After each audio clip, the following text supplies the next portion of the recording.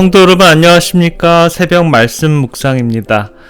노아의 홍수는 물로 전 세계를 멸망에 처하게 했다면 창세기 19장의 불과 유황으로 소돔과 고모라를 멸망하게 한 모습을 보게 됩니다.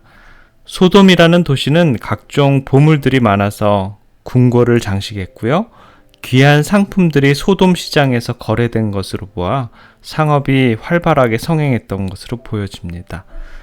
롯이 소돔 땅을 택했던 것처럼 생각이나 노력을 거의 들이지 않고도 생활의 모든 필요는 충족될 수 있었으며 그 도시에서는 거의 1년 내내 축제가 연속되리라 만큼 화려하고 풍족한 사람들의 욕구를 충족시키기에 충분한 것으로 보여집니다.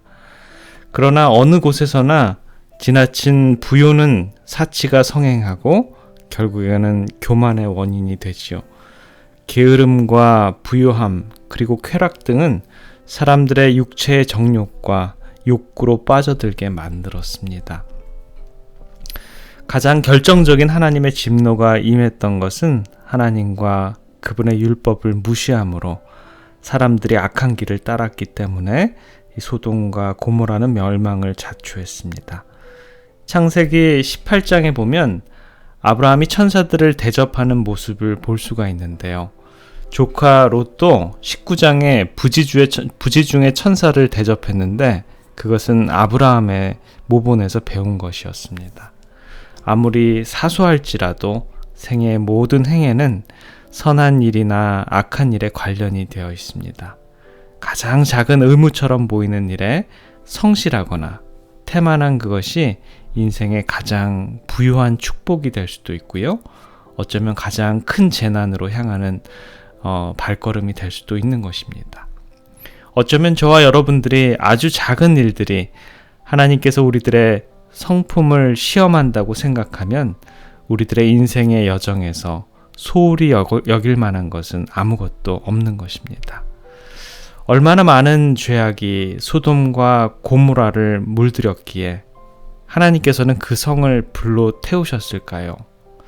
부조와 선지자는 이렇게 설명합니다. 그 마지막 밤이 이전의 다른 많은 밤보다도 더 큰 죄악으로 얼룩진 것은 아니었다. 그러나 그처럼 오랫동안 멸시당한 자비는 마침내 탄원하기를 그쳤다.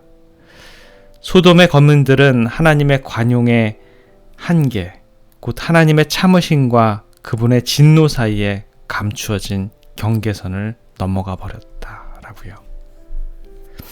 천사들은 롯과 그의 아내 그리고 두 딸을 손에 잡고 한시라도 빨리 그 성에서 탈출하기를 원했습니다. 그러나 그들은 세상에서 가장 사랑하는 자들을 두고 떠난다는 생각, 자기네들이 소유했던 호화로운 집과 한평생 노력으로 얻은 모든 재물을 버리고 빈털터리의 방랑자로 떠난다라는 것, 그거는 쉽지 않은 일이었습니다. 슬픔으로 넋을 잃은 롯은 떠나기 싫은 생각으로 머뭇거렸습니다. 그때 천사들로부터 이러한 명령이 주어졌는데요. 도망하여 생명을 보존하라. 돌아보거나 들에 머물거나 하지 말고 산으로 도망하여 멸망함을 면하라 라고요. 그러나 결국 롯의 아내는 돌아봄으로 소금 기둥이 되고 맙니다. 그녀가 소금 기둥이 된 가장 큰 원인은 부조와 선지자에서는 롯의 우유부단함과 머뭇거림으로 들고 있습니다. 만일 롯 자신이 주저하지 않고 천사들의 경고를 순종하여 강청이나 항의의 말 한마디도 없이 부지런히 산으로 도망하였더라면 그의 아내도 무사히 피난하였을 것이요, 그의 모본이 가마력은 그 여자의 운명을 결정지은 죄에서 그녀를 구원해 내었을 것이다. 그러나 그의 머뭇거림과 지체가 그 여자로 하나님의 경고를 경시하게 하였다. 그 여자의 몸은 들에 나와 있으면서도 마음은 소돔에 달라붙어 있었으므로 그것과 함께 멸망하였다. 성도 여러분, 저와 여러분들은 우리는 어떤 모습을 살아가고 있습니까? 우리도 죄악에 놓여서 머뭇머뭇거리지 않습니까? 하나님과 혹은 세상의 달콤함 사이에서 주춤거리십니까? 우리가 어려움이나 역경 혹은 선택의 기로에 서 있을 때 온전히 하나님의 뜻을 순종하지 않고 그 이유와 혹은 그 결과에 대해서 하나님께 푸념하거나 항의하지는 않았는지요. 어쩌면 하나님께서는 우리들에게 구원받기에 충분하고도 남는 그러한 기회를 허락하셨는데 우리는 그러한 기회를 간과하지는 않으셨는지요. 롯이 소알에 들어갈 때 해가 돋았습니다. 드디어 임시 방편으로 피해갈 수 있는 목적지에 도착한 것이지요. 그때 비로소 아침의 밝은 빛이 비추어졌고요. 어제와 같은 평야의 도시는 그저 아름답게만 보이고 평안스러워 보이는 것만 같았습니다.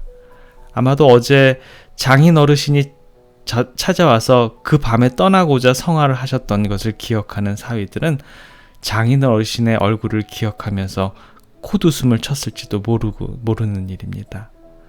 그러나 그 순간 하늘에서는 불과 유황불이 내려와서 소돔과 고모라를 완전히 태웠고요. 그 연기는 온 세상에 가득한 것처럼 보였습니다. 불란서의 작가 알베르트 까미의 희곡 오해라는 작품이 있습니다. 그 작품 속에 이런 이야기가 나오는데요. 중부 유럽의 외딴 들판에 한 모녀가 살고 있었습니다. 어머니와 딸, 그들은 조그만 여인숙을 경영하면서 가난하고 고독하게 살아갑니다. 원래 그 집에는 잔이라는 아들이 있었지만 어렸을 때 가출을 했습니다. 두 모녀는 가난과 고독에 지쳐 이상한 범죄를 저지르게 되었습니다. 자기 집 여인숙에 투숙하는 손님 중에서 특별히 남자, 돈 있어 보이고 혼자 투숙하는 남자 손님에게만 마취약을 먹인 후 목을 졸라 죽이고 소지품을 뒤져서 돈과 보석을 빼낸 다음에 강물에 빠뜨려 버리는 것입니다. 처음에는 호기심에서 그리고 그들의 고독과 가난을 충족시키기 위해서 그러한 일을 했지만 이것이 상습화되었습니다. 어느 날 건장한 젊은이가 투숙했습니다. 돈이 있어 보이고 성공한 남자처럼 보였습니다. 그 젊은이를 그날 밤 마취약을 먹인 후 죽이고 그의 주머니를 뒤지다 떨어진 신분증과 사진을 보니 바로 28년 전에 가출했던 자신의 아들 잔이었습니다. 잔인 것을 확인한 모녀는 부들부들 떨면서 실신해버렸습니다. 그 고통을 감당할 길이 없어서 모녀는 스스로 목숨을 끊었다라는 그러한 이야기이죠. 이 작품은 인간의 죄악이 과연 어떠한가를 우리들에게 보여줍니다.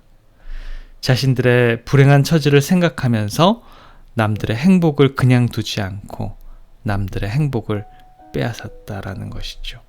그러다 보니 결국 자신들이 가지고 있는 마지막 행복마저 송두리째 빼앗겼다라는 것입니다.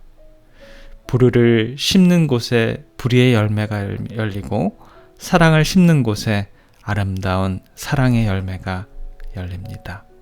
사랑하는 믿음의 가족 여러분들, 이러한 것들을 잘 생각하시면서 우리가 과연 어느 길로 따라갈지 오늘 이 하루의 삶 속에서 하나님의 인도해 주시는 길로 따라가시는 저와 여러분들이 되었으면 좋겠습니다.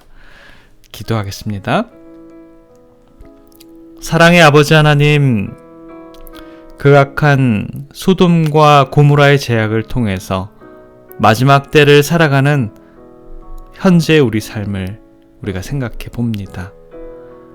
세상의 징조를 보면 노아의 때, 소돔과 고모라의 때와 현재의 때를 생각해 보면서 이제 주님의 오심이 얼마 남지 않음을 우리가 느끼게 됩니다. 롯처럼 머뭇거리지 않는 삶을 살게 해주시고 아직 은혜의 때 완전히 거듭나고 회개하는 우리들의 삶이 되도록 주님 인도해 주시옵소서. 우리를 사랑해 주시고 끝까지 인내하시고 자비를 베풀어 주시는 은혜로우신 우리 구주 예수 그리스도의 이름으로 간절히 기도드립니다. 아멘.